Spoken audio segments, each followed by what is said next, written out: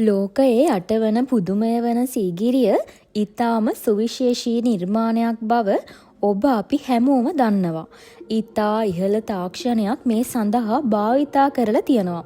ඒ නිසා ලංකාවේ පමණක් නෙවෙයි ලෝකයේ බොහෝ අයගේ අවධානය මේ සීගිරිය වෙත යොමු වෙලා තියෙනවා. සීගිරියේ මතු පිටින් දකින්නට තියෙන ගොඩනැගිලි සංකීර්ණය හැරුණට පස්සේ ඒ තුල සැඟවී ඇති අභිරහස් බොහෝමයි. ඉතින් අද අපි කතා කරන්න යන්නේ අදටත් අභිරහසක් වෙලා ඇති සීගිරියේ ඇති මාලිගාව ගැනයි. බොහෝ සාධක අනුව ගත්තම මේ සීගිරිය රාවණාට ඔහුගේ සහෝදරයන්ගෙන් උරුම වූවක් කියලා පෙන්වා දෙන්න පුළුවන්. කුවේර කියන්නේ මැවිසුරු කෙනෙක්. ඔහුගේ බල ශක්තියෙන් මේ සීගිරිය නිර්මාණය කරන්නට ඇති. ඉතින් දඬු මොනරය හදන්නට තරම් තාක්ෂණයක් රාවණා පරපුරේ අය සතු වුණා. සීගිරි ගල මුදුනේ හැරුණම ගල ඇතුළට වෙන්නටත් කුටීර නැත්නම් තට්ටු 7කින් යුක්ත මාලිගාවක් තිබූ බව විද්වතුන් පිළිගන්නවා. ඒ මතය කිසිවෙකුටත් ප්‍රතික්ෂේප කරන්න බෑ.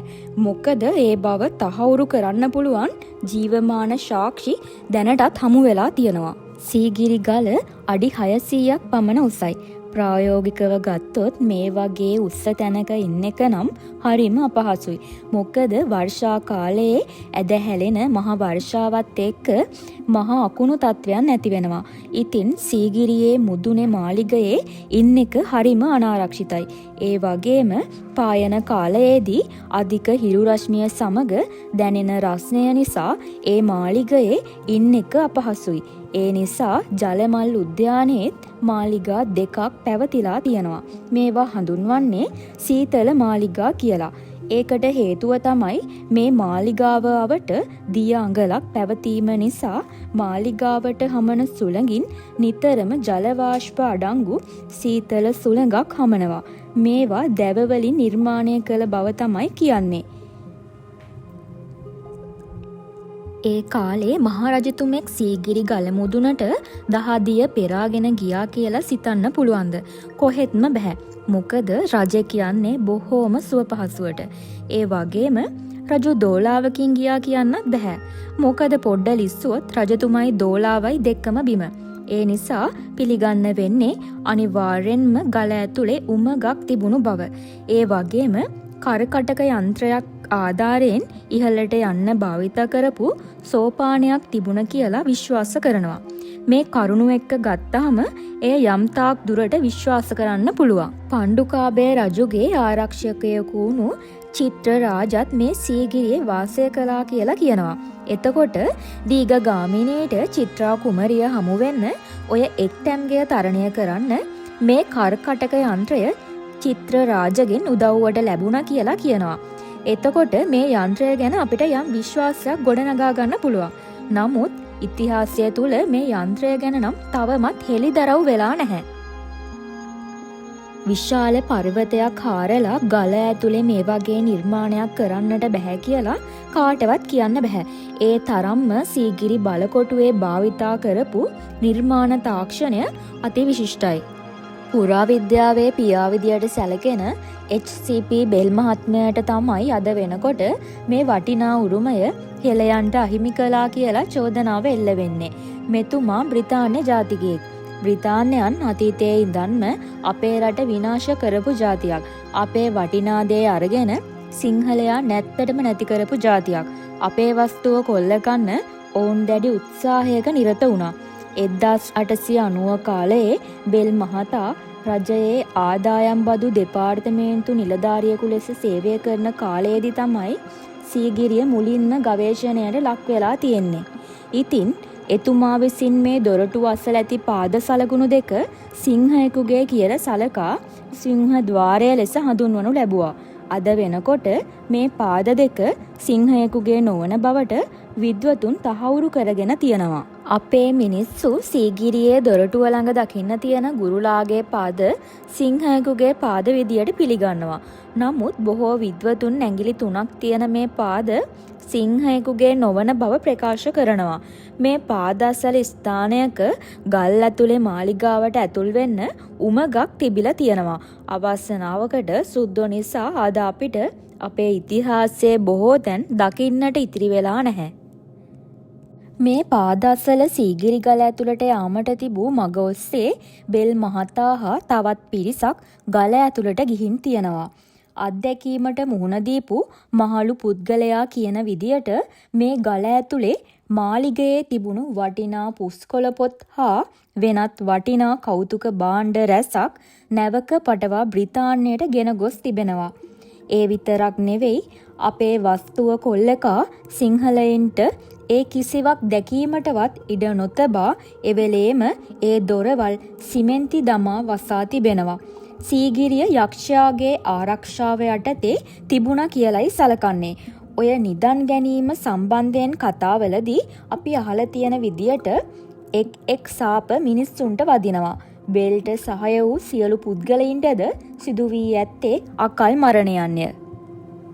ඒ පිරිසෙන් ඉතුරුණු මේ මහලු පුද්ගලයාගේ ඇස් දෙකම අන්ධ වුණේ මේ සිදුවීමෙන් පස්සේ බවත් ඔහු කියන විදියට ඒක රාවණා රජුගේ සාපයක් නිසා වුණු බව ඔහු විශ්වාස කරනවා.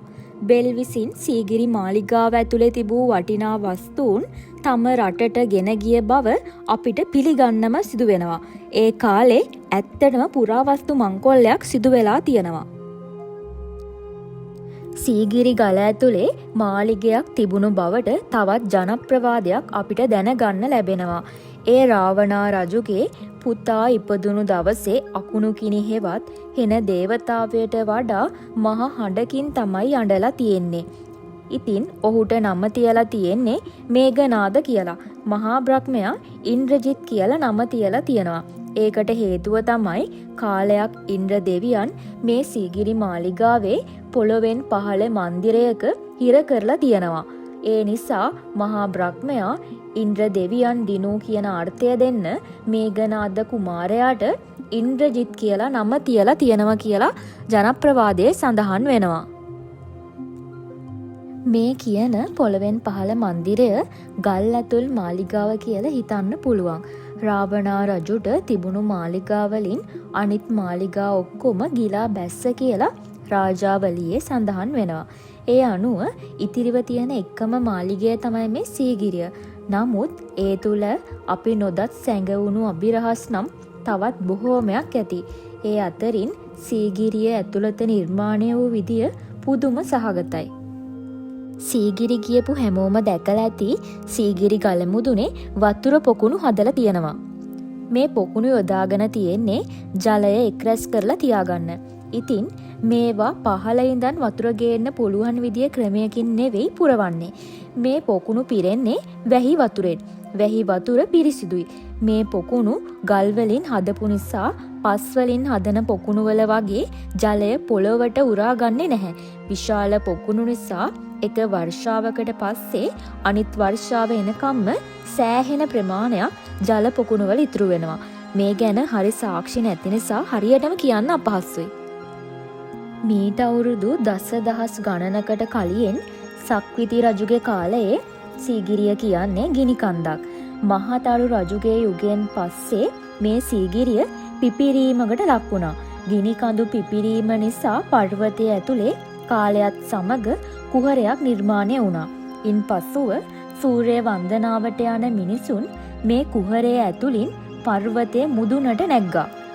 ඉන්පසුව මේක නිර්මාණශීලීව ප්‍රයෝජනයට ගන්න හිතපු පුලස්ති ඍෂිවරයා වෙස්සමුනි වෙනුවෙන් ආලක මන්දාව නිර්මාණය කරලා තියෙනවා. ඉන්පස්සේ බිත්ති සුමටව සකස් කරලා ගල ඇතුලේ කුහරේ නිහල පහළ යන්න සෝපානයකුත් හදලා තියෙනවා. ඒ අතින් කරවන විදියටත් ජලයෙන් ක්‍රියාත්මක වන විදියටත් තමයි කරලා තියෙන්නේ. ගල ඇතුලේ තියෙන විශේෂ උමගකින් තමයි ගල මුදුනේ මාලිගය නිර්මාණයට ඕන දේවල් අරගෙන ගිහින් තියෙන්නේ. ඒත් මේ ගල ඇතුලේ මාලිගාවක්වත් ඒ සම්බන්ධ කිසිම සාක්ෂියක් අද වෙනකොට අපිට දැක ගන්න ලැබෙන්නේ නැහැ. ඉතින් අවාසනාවකට අද අපිට අපේ ඉතිහාසයේ බොහෝ දේවල් දකින්නට ඉතිරි වෙලා නැහැ. නමුත් අපි සතුව දැනට පවතින ඓතිහාසික උරුමයන් රැක ගනිමින් මතු අනාගත පරපුරටත් දැක බලා ගැනීමට සැලැස්වීම අපි හැමෝගේම යුතුකමක් බව ආදරයෙන් මතක් කරමින් මෙවැනි තවත් වටිනා වැදගත් වීඩියෝ නැරඹීමට දැන්ම අපිව සබ්ස්ක්‍රයිබ් කරන්න අමතක කරන්න එපා. අදට ගිහින් එන්නම් තවත් මෙවැනි වටිනා වැදගත් වීඩියෝවකින් නැවත හමුවන බලාපොරොත්තුවෙන්. සුබ දවසක්.